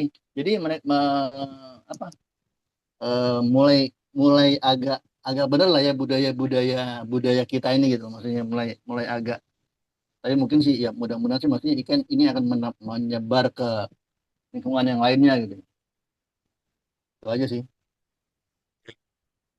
Ya, baik, makasih Tum. Alhamdulillah kalau sudah banyak peningkatan ya di Pemprov DKI, semoga menular ke tempat-tempat lain juga. Karena memang sekarang, apalagi sekarang udah era digital, dan digitalisasi memperkecil meja-meja, mempersedikit meja-meja siluman ya. Juga Betul, yang betul, penting betul, sikap betul. mental sih, mentalitas. Mm-mm. Kadang-kadang walaupun udah e-court, udah pakai e-digital, e-office, e-court pun masih ada juga tarikan-tarikannya. Tapi ya makasih tuh, moga-moga menular ke Pemprov dan Pemda-Pemda Yang lainnya lain, di betul, Indonesia. betul, iya. Karena sebenarnya Mm-mm. gaji mereka pun tidak kecil ya. Gaji mereka tidak, Pemda itu tukinnya terbesar ya di kalangan Mm. PNS di samping Kementerian Keuangan. Jadi kalau masih ngutip juga dari masyarakat, aneh banget gitu. Kebangetan gitu ya. Iya, Boleh oke. nambah? ya enggak, Boleh Nan, nambah. cepat Nan, nih Ya, kita kan jam 7 biasanya kita istri oke. selesai. pejabat ini, istri Silakan Nan. pejabat. Oh, ya, ya, ya, ya. Gini, bulan puasa ini kan setan itu katanya dibelenggu ya, Prof, gitu kan. Tapi kok masih aja gitu ya kita lihat bahwa pelanggaran-pelanggaran itu dilakukan. Gitu. Sebenarnya mungkin kita tidak bisa juga menyalahkan sepenuhnya bahwa itu godaan setan gitu kan. Tapi mungkin setan itu adalah di dalam diri kita sendiri, bahkan mungkin di aliran darah kita sendiri. Nah, untuk mengatasinya itu kan memang kita sulit. Apalagi dengan kondisi sekarang, kita lihat itu bukan hanya liga sepak bola, tapi sekarang ada liga korupsi besar-besaran di negara kita, itu sangat memprihatinkan. Eh, Mungkin caranya atau mungkin cara mengatasinya ini juga dari media media sosial, media massa itu juga mungkin harus harus ada eh, cara yang lebih tepat kali ya, seperti itu. Karena kalau kita lihat koruptor ditayangkan di semua stasiun televisi dengan seperti ini sanksinya gitu. Bahkan banyak akhirnya kita nih masyarakat kecewa dengan ketidakadilan, bahwa yang korupsi timah ratusan triliun dengan orang yang mungkin hanya mencuri ayam atau hanya mencuri hal yang kecil karena untuk makan itu tidak adil di situ gitu. Jadi mungkin cara menyikapi, mungkin pemerintah atau media sosial atau siapapun yang berkompeten di situ harusnya mungkin bisa menyaring atau mungkin bisa lebih jeli lagi ya gitu untuk membuat efek jerak. Jadi sekarang kan masyarakat udah berpikir gini, korupsi mau triliunan mereka kok hanya dihukum ringan sekali gitu loh. Jadi ya kita ikut-ikutan aja seperti itu. Yang dikhawatirkan adalah seperti itu. Berbuat korupsi, berbuat apapun yang dampaknya sebenarnya itu kan untuk masyarakat juga. Sekarang banyak dampaknya kepada orang-orang di bawah kita gitu. Yang di PHK lah, yang bagaimana untuk makan aja susah, sementara mereka hidup bermewah-mewahan. Di samping itu cara pemerintah mengatasi dan memberantas korupsi pun ini memang tidak jelas juga gitu loh. Jadi di situ mungkin membuat kita semua masyarakat akhirnya apatis dan bahkan mungkin ya udah nggak peduli deh gitu loh. Mau gimana negara ini gitu kan, hopeless gitu loh, Ustadz. Nah di sini mungkin kami menitipkan untuk para seperti orang-orang Pak Dos, profesor dan mungkin orang yang berkompeten ini untuk bisa mengatasi hal ini agar tidak berlarut-larut. Negeri ini kayaknya sudah makin terpuruk, apalagi kalau tadi Prof bilang bahwa di negara bahkan yang non-muslim malah bisa menerapkan hukum Islam gitu loh. Kenapa di Indonesia ini yang dominasi hampir 80% adalah orang muslim tidak bisa gitu loh, Prof. Seperti itu, Prof. Mungkin Ya, pencerahan. Halo, halo, boleh nggak Iya, saya kasih usul monggo, dikit monggo. Silakan Mbak Mina. iya sih. mengenai korupsi ya? Kalau kita hukum orangnya, ya kan, itu mau kita matiin pun sesuai dengan syariat Islam, nggak menyelesaikan masalah. Jadi intinya bagaimana kita miskinkan dia, sita semua barang-barangnya, kasih untuk bayar hutang-hutang negara, kasih untuk makan rakyat. Itu intinya. Jadi selain orangnya dihukum, sorry, selain orangnya dihukum, kita juga harus miskinkan. Karena percuma kalau kita hukum dia, lah orang anak keturunannya, istri-istrinya masih bisa berleha-leha, kerabat-kerabatnya berleha-leha. Nah, di sini pun aku ngelihat kurangnya ini ya, mengenai kenegaraan kita. Ya, kenegaraan kita. Orang bilang korupsi. Ya, korupsi. Oh, dia dijatuhin hukuman. Bener sih, dulu juga saya bilang, masa udah tetean cuma 6,5 tahun, ya kan? Kalah dong sama maling ayam. Lalu saya pikir, setelah dia dihukum misalnya 20 tahun, ya kan? Nggak apa-apa, per bulannya gajinya aja udah berapa triliun. Karena dari uang 271T itu, dia 1 bulan bunganya berapa? Udah berapa T? Nggak apa-apa katanya, saya mah enteng-enteng gitu. Kan di penjara kan tinggal saya bilang, gue minta kamar khusus dong. Bener kan? Betul. Nih gue dapat 20 triliun untuk bunga berbunganya gitu kan, atau misalnya 20 miliar untuk bunga berbunganya. Masa saya mau tinggal di hotel nggak dikasih? Ya kan? Nah, itulah yang nanti akan menjadi budaya korupsi. Karena petugas lapasnya ini, oh kan gue dandanin, gue ini ya, gue dapat uang khusus. Nah, jadi itu nggak menyelesaikan masalah. Atau dia bilang, oke, gue pinjem dulu, gue mau jalan-jalan, enggak, gue mau berobat dulu nih. Tahu-tahu ditemukan sedang menonton tenis di Bali. Singapura atau di mana, ya kan? Itu Tambunan desa mana? Nah betul. Jadi nggak apa-apa masuk berita gue dihukum gitu di penjara mana, tapi realitanya saya mah hidup di di Singapura, ya nonton tenis, apa segala macam. Jadi Beli jam itu di nggak, Dubai ya. oh iya, jadi itu nggak menyelesaikan masalah. Jadi yang harus kita ganti pikiran kita adalah bagaimana. Jadi kayak gini, saya kemarin tuh bilang gini, kita bagusnya tuh buat debt kolektornya negara. Debt kolektornya negara. Di mana lembaga ini bisa mengeksekusi harta-hartanya mereka. Sehingga walaupun mereka dihukum, mereka nggak bisa dapat bunga atas hasil-hasil mereka.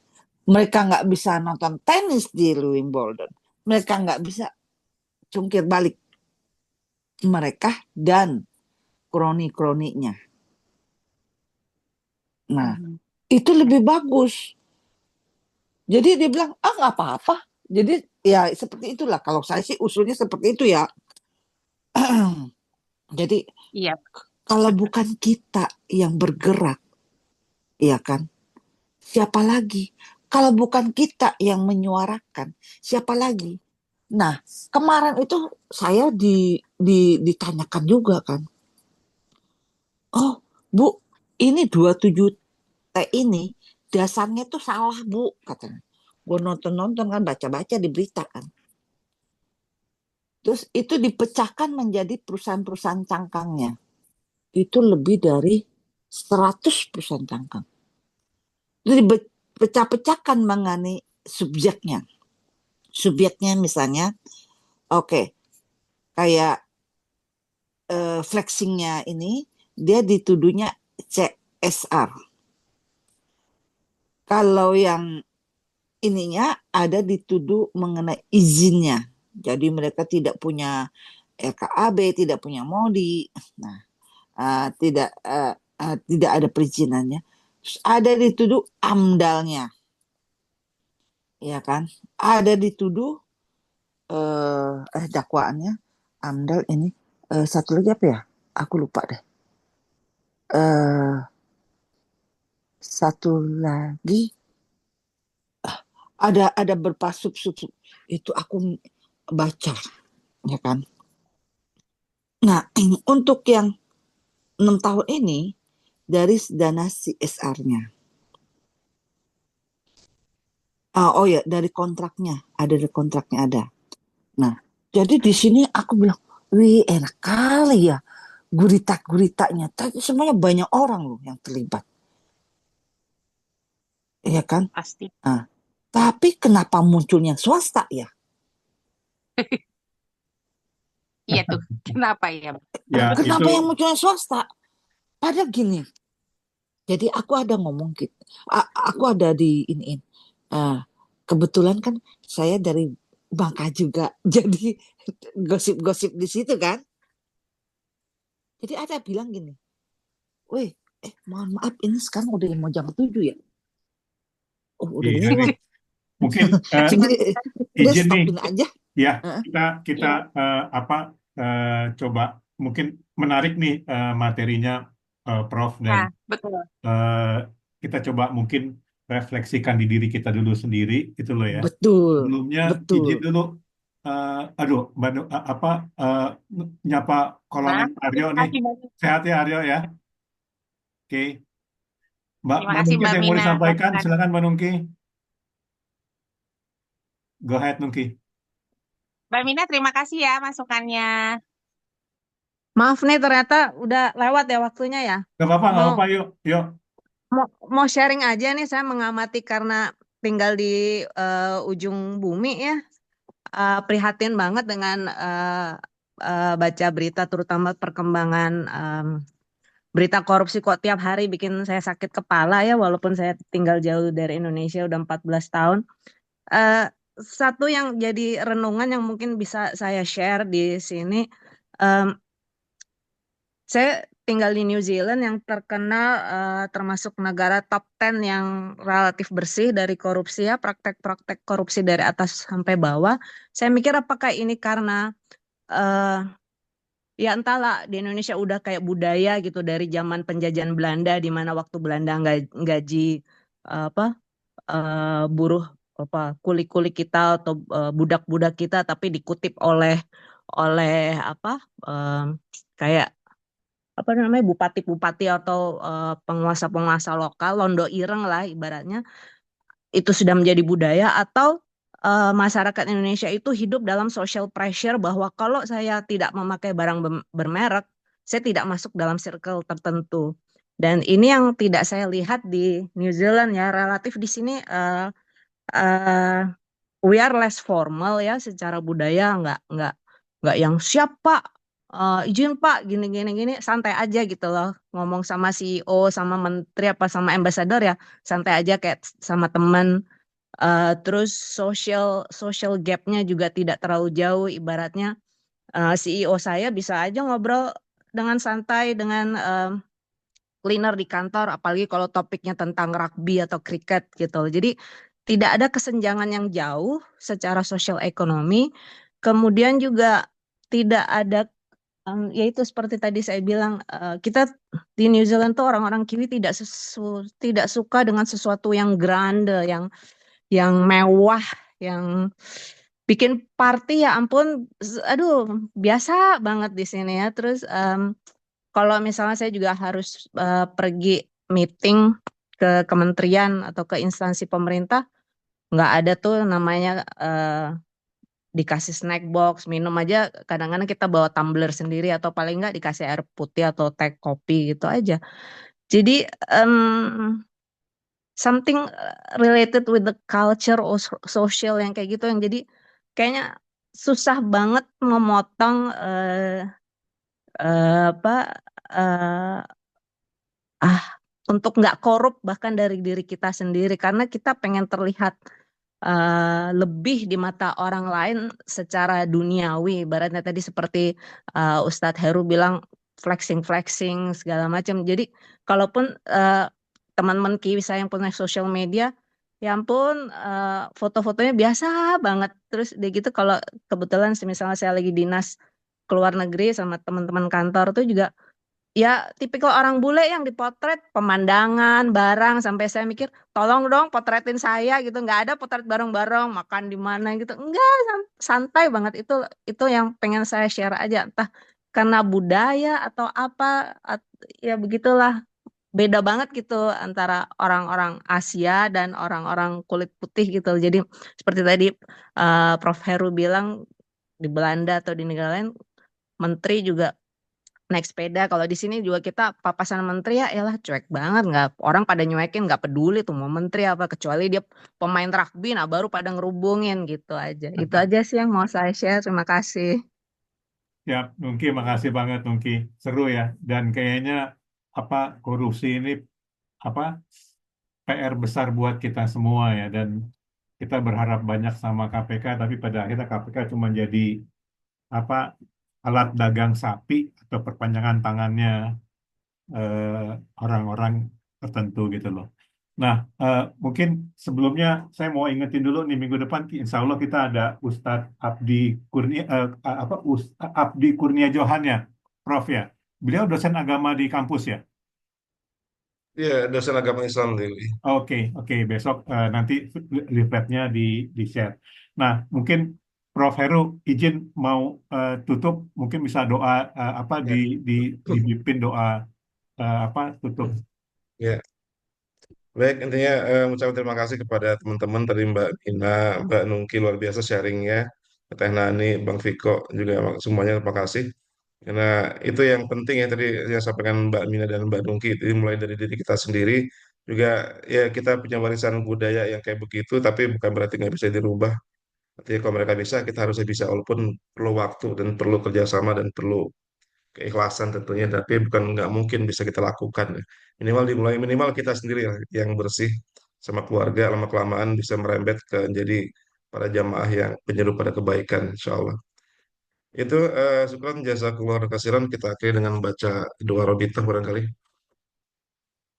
Bismillahirrahmanirrahim. Kulillahumma barik kita mulka man tasya wa tanzi'ul mulka mimman tasya wa tu'izzu man tasya wa tuzillu man tasya khair. Innaka ala kulli syai'in qadir. Tulijul laila fi nahari tudjuna fi laili tudjuna اللهم انك تنزل القلوب كتاب على مهاتك وتقعد على طاعتك وتوهرت على دعوتك wa tarina risatu wa imani bik wa jamil tawakkul alaik wa ahiha bi ma'rifatik wa amit ala sadati fi sabilik innaka ni'mallahu wa ni'man nasir Allahumma amin. Allahumma innaka afuwun karim tuhibbul afwa ya karim. Allahumma innaka afuwun karim tuhibbul afwa ya karim. Allahumma innaka afuwun karim tuhibbul afwa ya karim. Rabbana sulan anfusana wa lam taghfir lana wa khasirin. Rabbana hab lana min azwajina wa dhurriyyatina qurrata imama. Rabbana atina fid dunya hasanah wa fil akhirati hasanah wa qina azabannar. Subhana rabbika rabbil izzati amma yasifun wa salamun ala mursalin walhamdulillahi rabbil alamin. Terima kasih, Ah, Prof. Heru.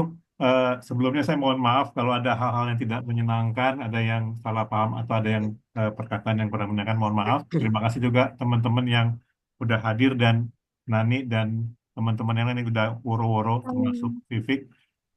Insya Allah kita ketemu lagi minggu depan. Selamat puasa. Kita pamit dulu. Tapi teman-teman yang mau ngobrol silakan masih dibuka link ini. Ya, Assalamualaikum. Salam, terima kasih. Waalaikumsalam. Terima Terima kasih semua. Terima kasih. kasih. Selamat Terima keluarga kasih Nobri. semuanya.